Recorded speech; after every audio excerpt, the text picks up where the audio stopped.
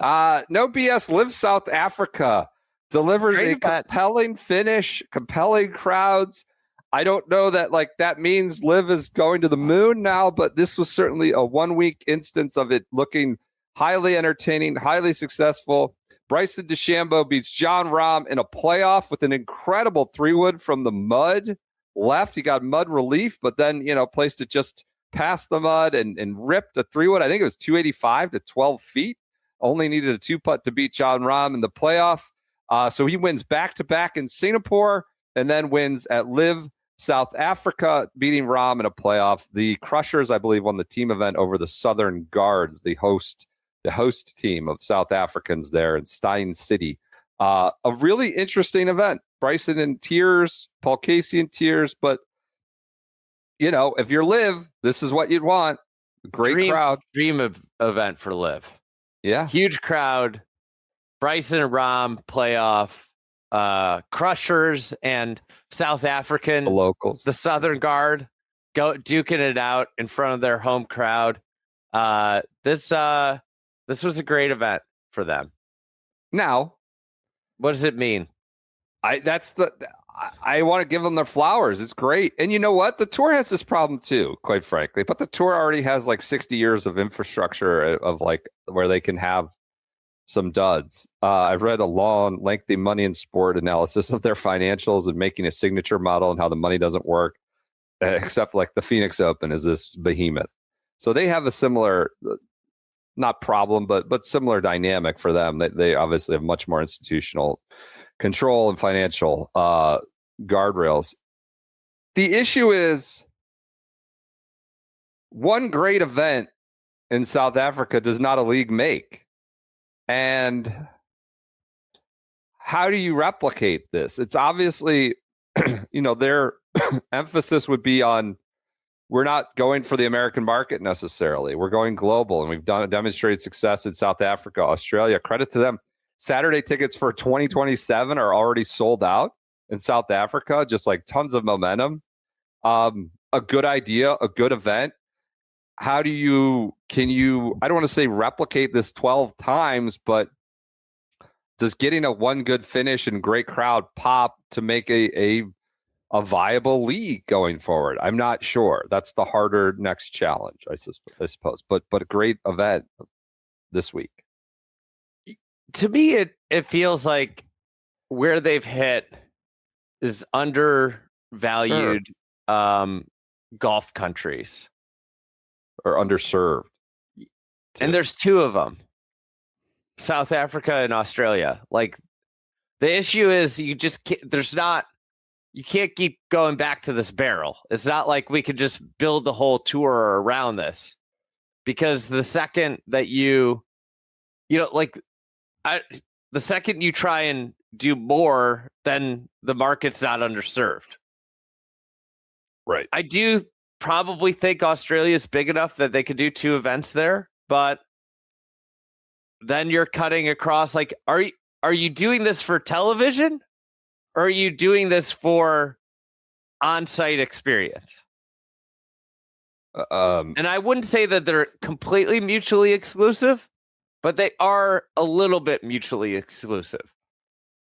This was an incredible finish and event. The ratings for an American audience, where we know they will push back. You need to be global, but that drives the bus financially, will be paltry compared to Valspar, which you might think is absolutely not nearly as interesting in what they got in South Africa. It just won't.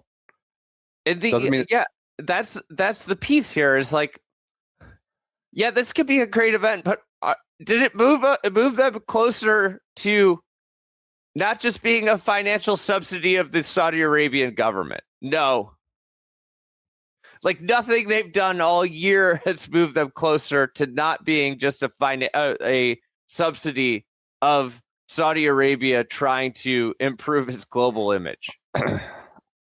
Yeah, I mean, it speaks to our prior discussion about stars. How you can have all the money in the world, you can have all the success in the world. You have to have this sort of, at this point, institutional buildup that we see with certainly with the Masters, and the PGA Tour just has that advantage. You could put Joe Schmo on CBS on Sunday afternoon at 6 p.m. and it's going to do right now, that's the nature of the product. Maybe the LIV is winning a younger audience, and that will flip. And 20 years from now, 30 years, do they have the appetite to continue LIV at what it is for that amount of time for another 10 years? Maybe. I don't know. It's a harder challenge, but I can't do anything but applaud the effort in South Africa, and go ahead. Can we point out going to 72 holes to me seems like it's helping their big names win more, contend more. Yeah.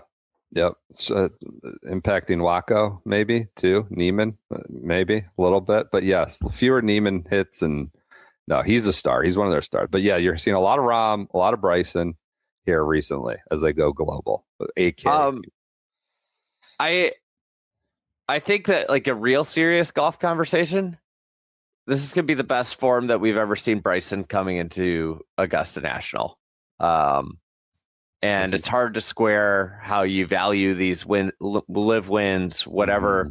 But in the last 3 or 4 years, I don't think he's finished in the top 3 of any event in the lead up to the Masters, like from their start to the Masters on a quick scan. So this winning 2 in a row, leading into the Masters, what a dream start to the year for somebody that, like, I think it was pretty clearly trying to win majors, and he's been in the mix of the Masters. Obviously was in the final group last year and was squarely in the mix the year before. Interesting results for him coming in, and obviously Jon Rahm has had a really nice run here leading into the Masters as well. I think they need to perform at some of these majors this year. They're big guns, or even their second tier guys. So they're off until. Are the second tier guys going to be in the major? I mean, like Hatton. I don't know if that's disrespectful to call him second tier, but Rahm and Bryson, I think, are sort of in their own class.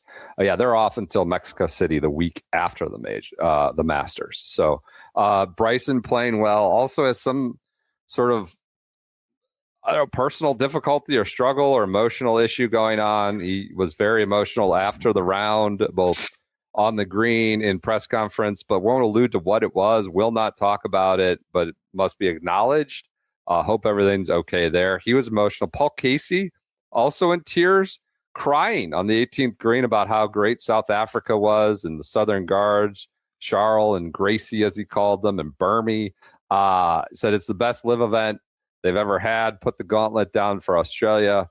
I don't know, we saw him emotional at Whistling Straits as everybody was getting emotional, sort of jumping on that bandwagon there, but clearly moved by the scenes in South Africa, the Crushers were.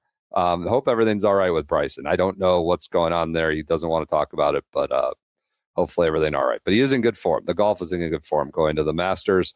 Jon Rahm, while we're on LIV, is dropping his appeal of the DP World Tour's fines that he's been contesting, but will not pay the fines.